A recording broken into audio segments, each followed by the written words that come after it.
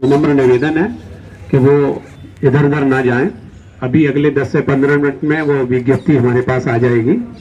उसमें आपको अपना नाम, पदनाम के साथ स्पष्ट जो है लिखना है, अपना सिग्नेचर करना है। मेरा नाम मनीष कुमार जैन है।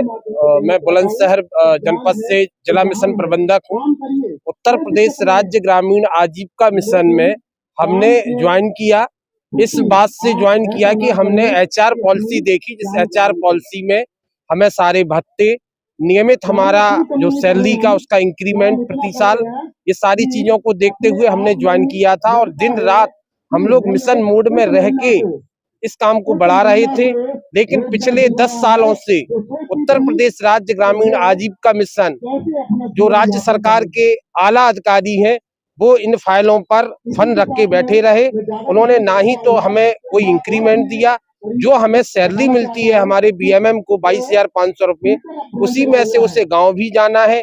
कोई टीएडीए नहीं दिया जा रहा है, कोई उसका, आप पीछे देख रहे होंगे मेरे बहुत सारे साथी मृत्यु को प्राप्त हो गए, लेकिन हेल्थ बीमा ना होने के कारण उनकी मदद ना की जा सकी और उनके परिवार को हम कुछ ना दे सके। आज इन्हीं मांगों को लेके आज जंतर मंतर पे हम लोग आए हुए हैं। पिछले 30 नवंबर से 1 महीने से लगभग 40 दिन हो चुके हैं। हम सभी लखनऊ के इको गार्डन में भी बैठे हुए हैं। आज भी हमारा धरना अनवरत जारी है। हमारी आपके इस चैनल से मांग है, सरकार से, प्रशासन से, कि वह हमें, जो दूर दूर के लोग हैं, दूर दूर के बीएमएम, डीएमएम, डीईओ और अन्य मिशन स्टाफ में जिनको ट्रांसफर पे अस्थायी रोक लगा दी गई है, सालों से हम लोग दूर दूर जगह जमे हुए हैं, उनका ट्रांसफर किया जाए।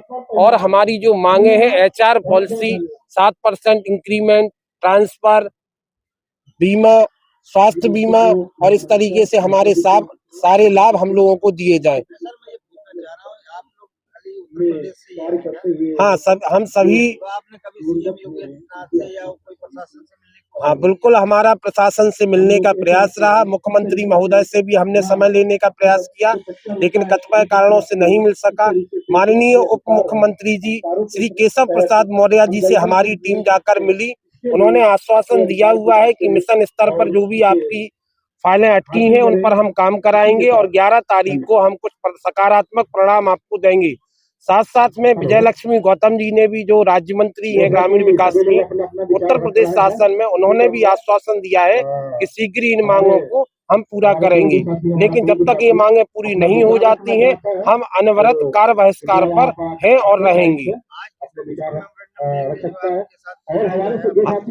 हमारे साथ में हमारे जो साथी थे, computer operator, block mission manager, district mission manager, जो अपनी ड्यूटी के दौरान एक्सीडेंट से या किसी रोग के कारण मृत्यु को प्राप्त हो गए हैं, उन्हीं के लिए एक श्रद्धांजलि सभा आज हमने यहाँ रखी हुई है, जिसमें हम सभी लोग ने श्रद्धांजलि दे रहे हैं।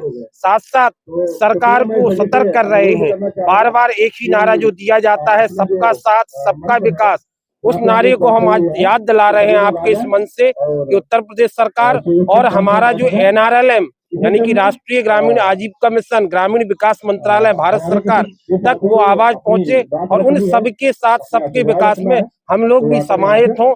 यह मांग आज हम इस चैनल के माध्यम से कर रहे हैं। उसका विवरण ये है कि जब हम लोगों को एचआर पॉलिसी देखकर हम लोग अपना अपना अलग अलग नौकरी करते थे, अच्छी नौकरी करते थे, जब इस लाभ के लिए, अच्छे काम के लिए हम लोगों ने ज्वाइन किया कि हम लोग को प्रति साल जो वेतन है उसमें 7% का इंक्रीमेंट मिलेगा, लेकिन आला अधिकारियों के लापरवाही या उनकी उदासीनता के कारण हमको एचआर पॉलिसी का लाभ नहीं मिला। पिछले 10 सालों में हम उसी महंगाई की दर में जो बढ़ रही है उसी पर काम करने के लिए बाध्य हैं। हम गांव में लाखों महिलाओं को आजीविका प्रदान कर रहे हैं, लेकिन हमारी स्वयं का आजीविका का अता पता नहीं है। क्या नाम है सर आपका? और मैं देख रहा था। नमस्कार, मेरा नाम रुस्तम चौधरी है। मैं गाजियाबाद जनपद से हूँ। ब्लॉक मिशन मैनेजर मेरा पद है और मैं इस राष्ट्रीय ग्रामीण आजीविका मिशन में 2014 से कार्यरत हूँ। सर क्वेश्चन रह गया हो, बराबर में ही खड़े थे, परंतु पूरा करें आप। जैसा कि यहाँ बताया हमारे साथी ने, ये हमारी कोई एडिशनल मांग नहीं है। जिस समय हमें विज्ञप्ति निकली थी उस समय विज्ञप्ति में स्पष्ट लिखा हुआ था कि आपको संविदा पर रखा जा रहा है। और मैं इस जॉब में आने से पहले ICAR का एक बहुत अच्छा प्रोजेक्ट था NIP का, मैं उसमें SRF के जॉब में था और बहुत अच्छा मेरा पैकेज था वहाँ। मैं 30-35 हज़ार रुपये की जॉब छोड़ के यहाँ 25 हज़ार रुपये पे मैंने यहाँ ज्वाइन किया था और इसी उम्मीद से ज्वाइन किया था कि संविदा पे, आज संविदा पे हूँ, हो सकता है कल को मुझे राज्य कर्मचारी घोषित कर दिया जाए, मेरा बुढ़ापा यहाँ अच्छे से कट जाए, मेरे आने वाले बच्चों का भविष्य एक सही से कटे। और जैसा मैं सोच के आया था उससे इतर मुझे यहाँ चीजें मिली और आज तक जो इन्होंने वायदे किए थे उन वादों के वादा खिलाफी की है। वो बताया गया था कि आपको संविदा पर रखा जा रहा है और 2016 में इन्होंने चुपके से हमें थर्ड पार्टी ठेका व्यवस्था में हमें परिवर्तित कर दिया है।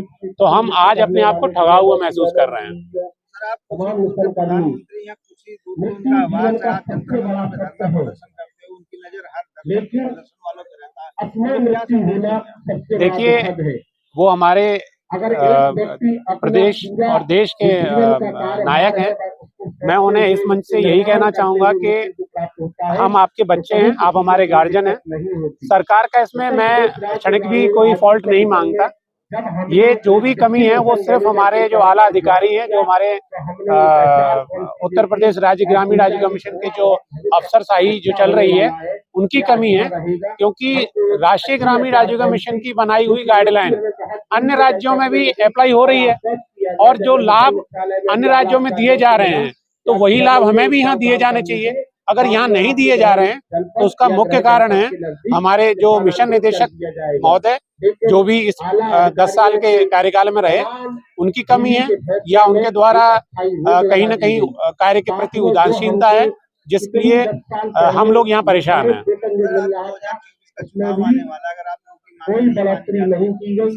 आज हमारे DMO अपने गाँव देखिए, राष्ट्रीय ग्रामीण आजीविका मिशन की अगर मैं बात करूं तो ये उत्तर प्रदेश के 826 ब्लॉक में सुचारू रूप से कार्य कर रहा है और इस कार्य प्रणाली में हम सभी लोग ब्लॉक मिशन मैनेजर, जिला मिशन प्रबंधक व कंप्यूटर ऑपरेटर साथी ये सभी लगे हुए हैं और हम डायरेक्ट महिलाओं से जुड़े हुए हैं।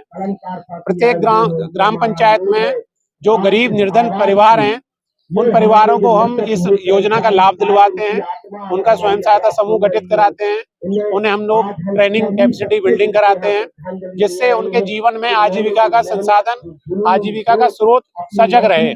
लेकिन उनकी आजीविका सृजित करते करते आज हमारी खुद की आजीविका संकट में है। मैं इस मंच से यही कहना चाहूंगा, चुनाव अपनी जगह है, हमारी कार्य प्रणाली अपनी जगह है। हम सिर्फ यही कहना चाहेंगे कि सही समय पर हमें मिलने वाले लाभ हमें दे दिए जाएं। जो कार्य प्रभावित हो रहे हैं विकासखंड पर, जनपद स्तर पर, वो सभी सुचारू हो जाएं। जो काम हम छोड़ के यहाँ बैठे हुए हैं, जिस कारण से काम नहीं हो पा रहे हैं, हम उससे दुगनी और चौगनी तेजी से करें। जो हमें शीर्ष उप मुख्यमंत्री साहब के द्वारा जो बोला गया है, वादा किया गया है, वो उसे पूरा कर दें। अगर वो हमारा वादा पूरा करते हैं तो जो कार्य छूटे हैं हम उन्हें 4 गुना 5 गुना स्पीड से काम करेंगे और सरकार में एक अहम भूमिका जो हम निभा रहे हैं। क्योंकि बड़ी बड़ी रैलियों में, बड़े बड़े कार्यक्रमों में महिलाओं की भीड़ जुटाना ये भी हमारे कार्य का एक अहम हिस्सा रहता है। तो मैं इस मंच से यही कहना चाहूंगा कि आला अधिकारी और आला जो हाईकमान के हमारे जो प्रतिनिधि मंडल है वो हमारी बात को सुनेगा, समझेगा और जो उन्होंने वायदे किए हैं उन्हें वो पूरा करेंगे।